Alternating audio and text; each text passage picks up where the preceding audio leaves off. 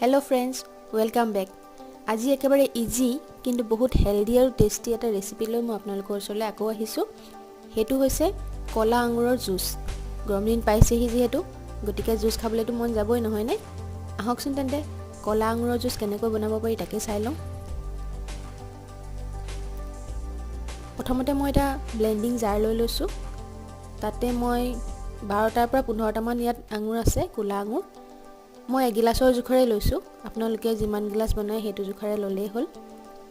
আঙুৰকিটা মই জাৰটোত দি দিলোঁ আৰু লগতে মই 2 চামুচ চেনি দিছোঁ। চেনিটো নিজৰ সোৱাদ অনুসৰি দিব।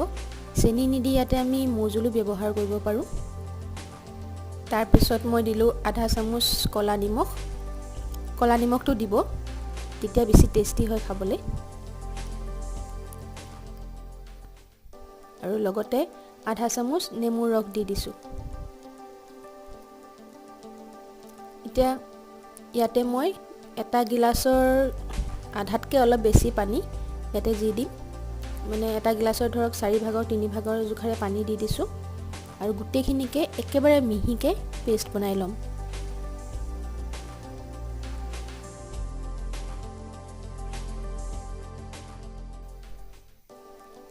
এয়া চাওক, মই গোটেইখিনিকে ভালদৰে ব্লেন্ড কৰি ল'লোঁ। এতিয়া মই এটা পাত্ৰ লৈ লৈছোঁ আৰু তাৰ ওপৰত এখন চালনী লৈ লৈছোঁ এনেকৈ। আৰু এতিয়া যিখিনি ব্লেন্ড কৰি ৰাখিছিলোঁ সেইখিনি ইয়াতে ঢালি দিম।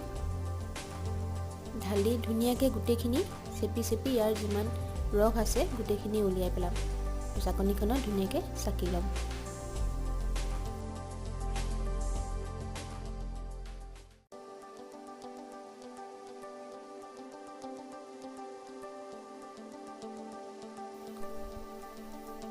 এনেদৰে চামুচখনেৰে চেপি চেপি গোটেই ৰসখিনি উলিয়াই পেলাব।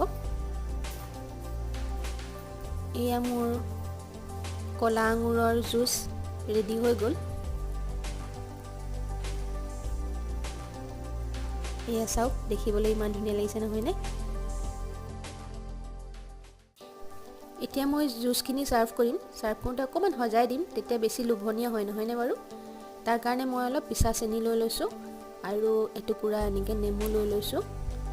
যিটো গ্লাছত মই চাৰ্ভ কৰিম গ্লাছটোৰ মুখত এনেকৈ নেমুখিনি অলপ ঘঁহি দিছোঁ, ৰসটো যাতে লাগি যায় তেনেকৈ ঘঁহিছোঁ।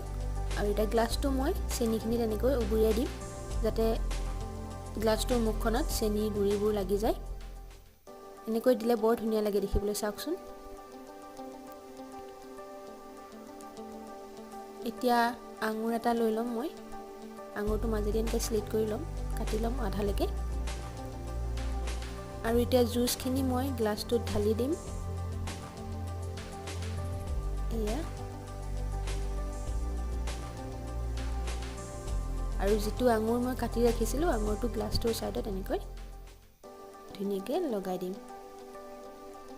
এয়া চাওকচোন, লোভ লাগিছেনে বাৰু আপোনালোকৰ দেখি? একেবাৰে ইজি নহয়নে বাৰু বনাবলৈ? তেন্তে আপোনালোকেও ঘৰত এবাৰ ট্ৰাই কৰিবচোন। বিৰাটেই টেষ্টি হয় খাবলৈ। গৰম দিনত এইখিনি আপোনালোকে ফ্ৰিজত ৰাখিও খাব পাৰে। আধা ঘণ্টামান ফ্ৰিজত থৈ ঠাণ্ডা কৰি খাব পাৰে। ভিডিঅ'টো শেষলৈকে চোৱাৰ বাবে ধন্যবাদ। যদি ভাল পালে তেন্তে লাইক কৰিব আৰু বনাই কেনেকুৱা পালে মোক কমেণ্ট কৰি জনাব। আৰু এতিয়ালৈকে যদি মোক ছাবস্ক্ৰাইব কৰা নাই তেন্তে ছাবস্ক্ৰাইব কৰি ল'ব। তেন্তে আজিলৈ আহিছোঁ, বাই বাই।